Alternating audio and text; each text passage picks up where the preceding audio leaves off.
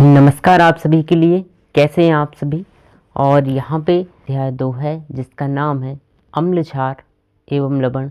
इसके हम जो वन लाइनर फैक्ट हैं क्लास 10th का ये चैप्टर है, चैप्टर नंबर 2।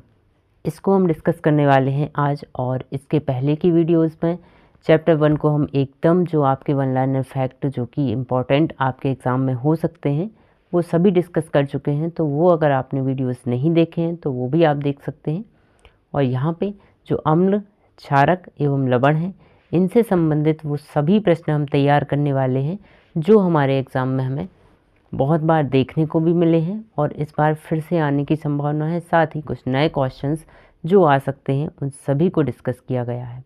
तो बिना टाइम वेस्ट किए हुए हम लोग डायरेक्ट क्वेश्चन पे चलते हैं। और आपकी प्रिपरेशन काफ़ी अच्छी चल रही होगी, इसी उम्मीद के साथ हम आगे की वीडियोस को करते हैं स्टार्ट। और आप सभी के लिए ये पसंद भी आ रहे हैं क्योंकि आपके रिव्यूज़ मुझे काफ़ी अच्छे देखने को मिल रहे हैं। तो चलिए शुरू करते हैं। आज का जो हमारा पहला क्वेश्चन है वो अम्ल क्षार एवं लवण से फर्स्ट क्वेश्चन ये रहा।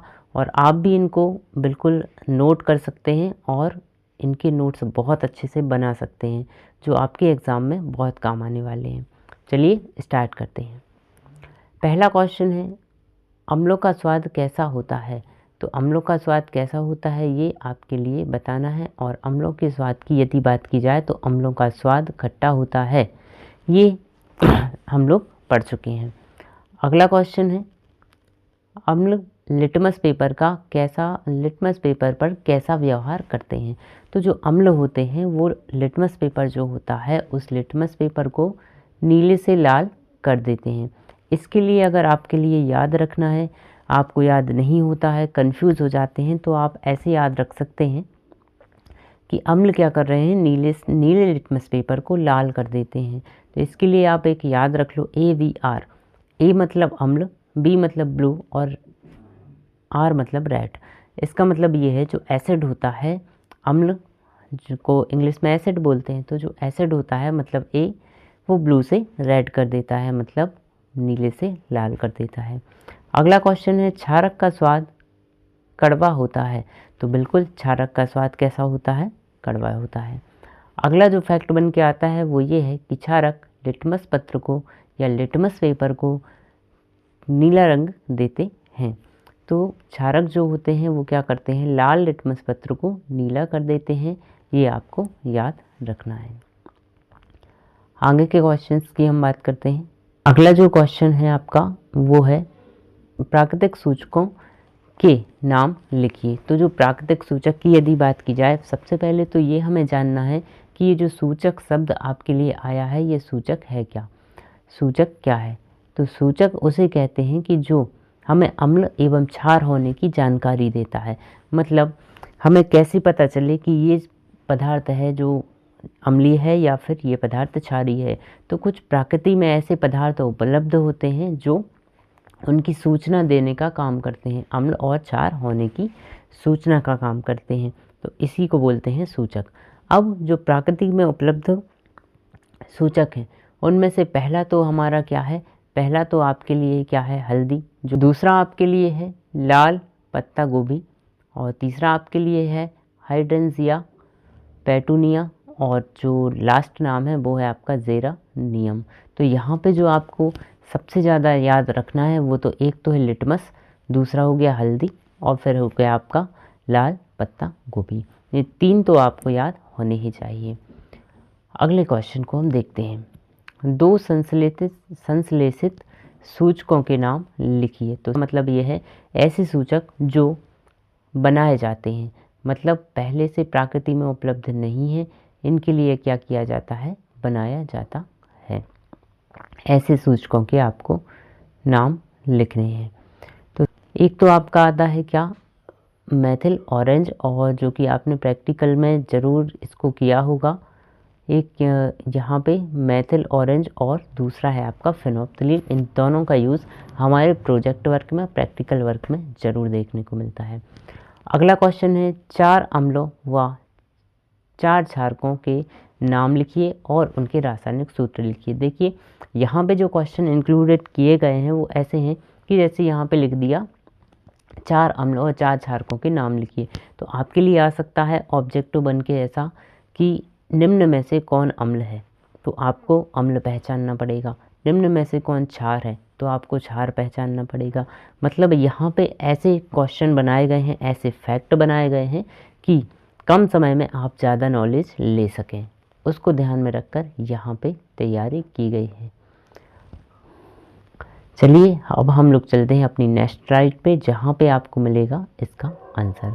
अम्लों के नाम हमारे लिए याद रखने हैं, और 4 अम्ल कौन कौन से हैं जो आपके कोर्स में आ सकते हैं या आपके एग्ज़ाम में आ सकते हैं, उसको ध्यान में रखकर सबसे पहला है आपका हाइड्रोक्लोरिक अम्ल। और हाइड्रोक्लोरिक अम्ल जो होता है, हाइड्रोक्लोरिक अम्ल का फॉर्मूला होता है आपका HCl। अगले की यदि हम बात करें तो वो है आपका सल्फ्यूरिक अम्ल। सल्फ्यूरिक अम्ल हम लोग ने कई बार सुना है, कई बार पढ़ा है, H2SO4। अगला है आपका नाइट्रिक अम्ल। नाइट्रिक अम्ल जो होता है उसे कहा जाता है HNO3। और एक है आपका एसिटिक अम्ल, तो ये है आपका CH3COOH। तो यहाँ पे CH3COOH ये आपको याद रख लेना है।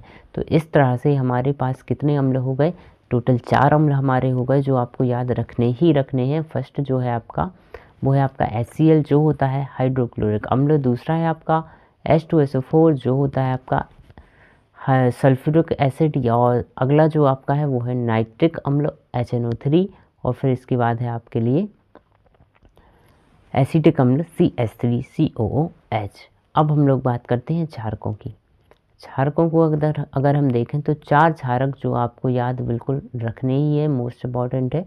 और इन 4 क्षारकों में आपके लिए फर्स्ट जो आ रहा है वो है आपका सोडियम हाइड्रोक्साइड। सोडियम हाइड्रोक्साइड जो होता है वो होता है आपका NaOH। अगला है आपका पोटेशियम हाइड्रोक्साइड। पोटेशियम हाइड्रोक्साइड होता है आपका KOH। फिर इसके बाद है कैल्शियम हाइड्रोक्साइड CaOH2। फिर है आपका मैग्नीशियम हाइड्रोक्साइड जो होता है आपका MgOH2। तो इस तरह से ये 4 क्षारक और 4 अम्ल आपको याद रखने ही रखने हैं। चलिए हम अगले फैक्ट की बात करते हैं जो हमारे लिए एग्ज़ाम की दृष्टि से पॉइंट बहुत ज़्यादा इम्पोर्टेंट होने वाला है। अगला है आपका कि गंधीय सूचक क्या होते हैं। गंधीय सूचक की यदि बात की जाए तो गंधीय सूचक ऐसे पदार्थ जिनकी गंध अम्लीय व क्षारीय माध्यम में कैसी होती है, अलग अलग हो जाती है। जैसे कि हमें इनमें एक तो मिलता है आपको प्याज, दूसरा है आपका लौंग का तेल और वेनिला। ये ऐसे पदार्थ होते हैं जिनमें अगर अम्ल डाल दिया जाए तो इनकी गंध एक विशेष प्रकार की बन जाती है, जिससे हमें पता चल जाता है उस गंध के द्वारा कि ये वाला जो पदार्थ है वो अम्ल है। इसी प्रकार से कुछ अन्य पदार्थ होते हैं जिनमें मान लो क्षार डाल दिया जाए तो उसकी जो गंध है वो अलग आने लगती है। तो इस प्रकार के जो सूचक होते हैं जिनसे हमें अम्ल और क्षार की जानकारी मिलती है, ये गंधीय सूचक कहलाते हैं। अगला है क्या होता है जब दानेदार जिंक की तनु सल्फ्यूरिक अम्ल से क्रिया कराई जाती है। तो जब भी ये क्रिया होती है तो इसमें हाइड्रोजन गैस निकलती है, ये आपको याद रखना है। आगे है कि अम्ल धातुओं से क्रिया कर हाइड्रोजन गैस विस्थापित करता है और लवण बनाता है। तो अम्ल जो होता है, अम्ल के बारे में आपको ये इसका अम्ल का रासायनिक गुण है क्या है कि अम्ल की जब भी अभिक्रिया होती है किससे, अम्ल की जब भी अभिक्रिया धातु से, तो लवण और हाइड्रोजन गैस का निर्माण करता है। तो अम्ल प्लस धातु, लवण प्लस हाइड्रोजन गैस बनती है। अगला क्वेश्चन है कि क्या होता है जब जिंक के टुकड़े की सोडियम हाइड्रोक्साइड विलयन से क्रिया होती है। तो जिंक के टुकड़े की जब सोडियम हाइड्रोक्साइड विलयन से क्रिया होती है तो सोडियम जिंकेट व हाइड्रोजन गैस निकलती है। तो इसकी जो अभिक्रिया है ये भी आपके लिए इम्पॉर्टेंट है, जो आपको दिखाई गई है। सोडियम हाइड्रोक्साइड मतलब NaOH जो कि एक्वस में रहेगा, साथ में इसकी अभिक्रिया आप जिंक से करवा रहे हैं तो जिंक से होगी, और इससे क्या बनेगा, सोडियम जिंकेट का निर्माण होगा। और सोडियम जिंकेट का जो फॉर्मूला होता है वो होता है आपका Na2ZnO2। साथ में हाइड्रोजन गैस हमें देखने को मिलती है जो निकलती अगला प्रश्न है, क्या होता है जब सोडियम कार्बोनेट की क्रिया तनु HCl हाइड्रोक्लोरिक अम्ल से होती है?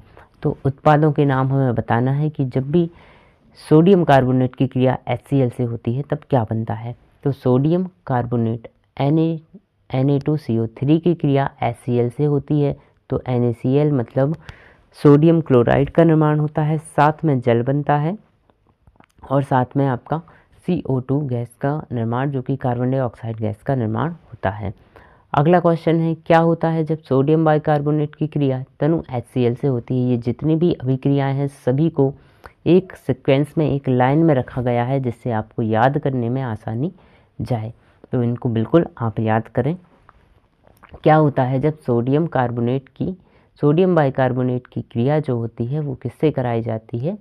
सोडियम बाइकार्बोनेट की क्रिया जब HCl से कराई जाती है। HCl क्या है? एक अम्ल है, हाइड्रोक्लोरिक अम्ल इसका नाम है। तो जब ये अभिक्रिया होती है तो सोडियम बाइकार्बोनेट NaHCO3, इसका भी फॉर्मूला कई बार पूछ लिया जा चुका है, किसका? सोडियम बाइकार्बोनेट का। तो NaHCO3 ये आपको याद रखना है। साथ में इसकी अभिक्रिया HCl से कराई जा रही है, तो NaCl बनता है, मतलब सोडियम क्लोराइड बनता है, जल का निर्माण होता है, साथ में कार्बन डाइऑक्साइड भी गैस बनती है। अगला क्वेश्चन है, कौन सी गैस चूने के पानी को दूधिया कर देती है? तो ऐसी कौन सी गैस है जो चूने के पानी में यदि जाती है तो उसको दूधिया कर देती है, उसका जो कलर है वो एकदम दूधिया हो जाता है, तो उसे कहते हैं हम लोग कार्बन डाइऑक्साइड गैस। आगे है, चूना पत्थर, खड़िया व संगमरमर में उपस्थित मुख्य घटक या रासायनिक पदार्थ का नाम बताइए, जो चूना पत्थर में भी मौजूद है, जो खड़िया मिट्टी में भी मौजूद है और जो संगमरमर में भी मौजूद है। तो इसमें कैल्शियम कार्बोनेट पाया जाता है, CaCO3, जिसका रासायनिक सूत्र है, जे आपको याद रखना है। कई बार ये पूछा जा चुका है, तो इसको आप बिल्कुल याद रखें। अगला क्वेश्चन है, अम्ल व क्षारक के मध्य अभिक्रिया से लवण व जल बनता है, उस अभिक्रिया को क्या कहते हैं? तो अम्ल और क्षार के मध्य जब भी अभिक्रिया होती है तो इस प्रकार की अभिक्रियाओं को कहा जाता है उदासीनीकरण अभिक्रिया। और उदासीनीकरण अभिक्रिया क्या है? जो अम्ल और क्षार आपस में मिलकर के एक दूसरे को प्रभाव को क्या करते हैं? बैलेंस कर देते हैं, या ऐसा करें कि अम्ल क्षार के प्रभाव को और क्षार अम्ल के प्रभाव को नष्ट कर देता है।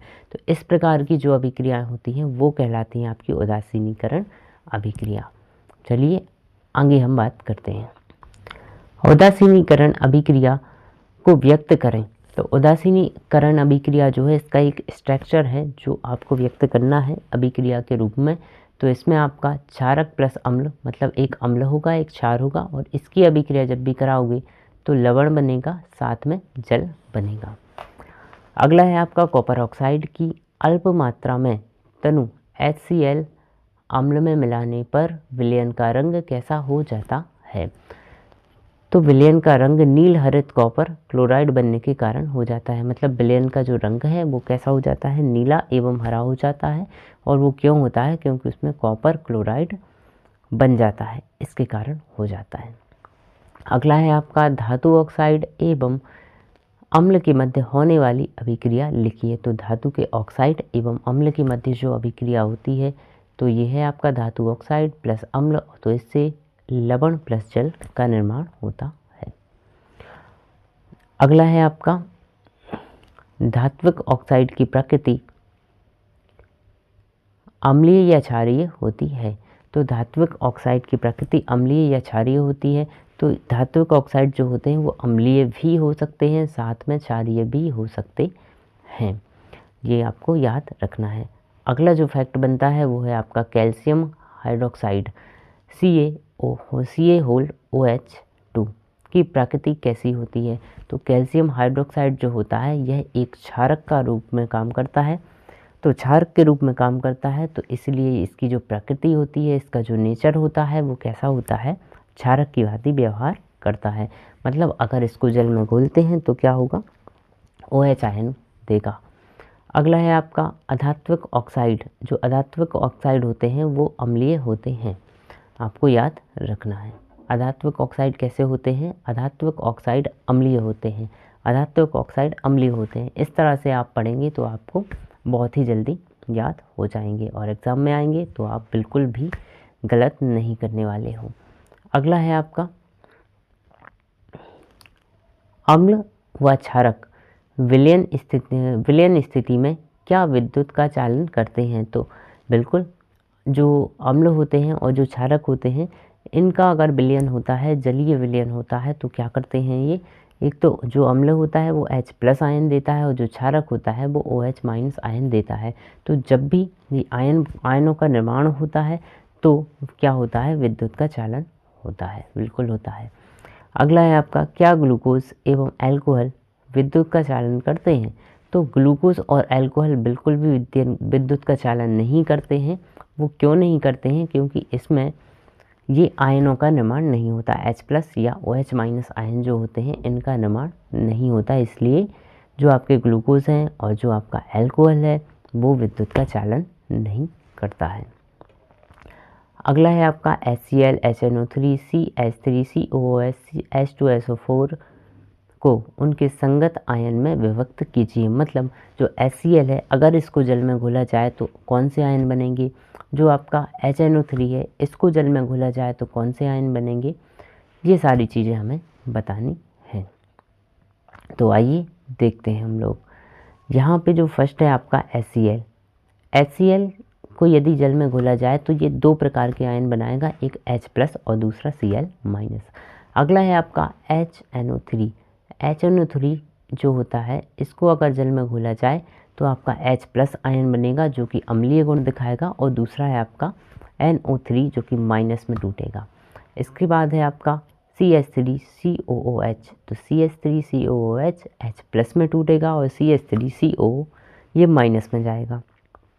अगला है आपका H2SO4, तो यहाँ पे आपका जो H2SO4 है जो हाइड्रोजन प्लस में मतलब H+ में, इसके साथ ही जो आपका SO4 है ये माइनस आयन बनाएगा।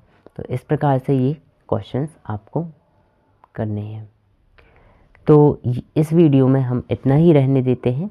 इसके बाद हम लोग अगले वीडियो में मिलते हैं जिसमें जो सेकंड पार्ट होगा आपका चैप्टर 2 का, जो आपके लिए बिल्कुल जितने भी फैक्ट रह गए हैं वो सब कुछ इंक्लूडेड इसमें कर दिया जाएगा अगली वीडियो में, जिससे कि आपका 2 वीडियो में सारे ऑब्जेक्टिव तैयार हो जाएंगे। ठीक उसी प्रकार से जैसा हम लोग ने चैप्टर 1 को डिस्कस किया था। चैप्टर 1 के भी 2 पार्ट हैं, 2 वीडियो हैं।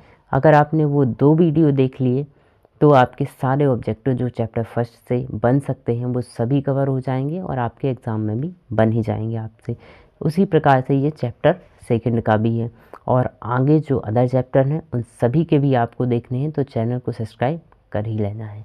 चलिए तो मिलते हैं हम लोग अगले वीडियो में। धन्यवाद।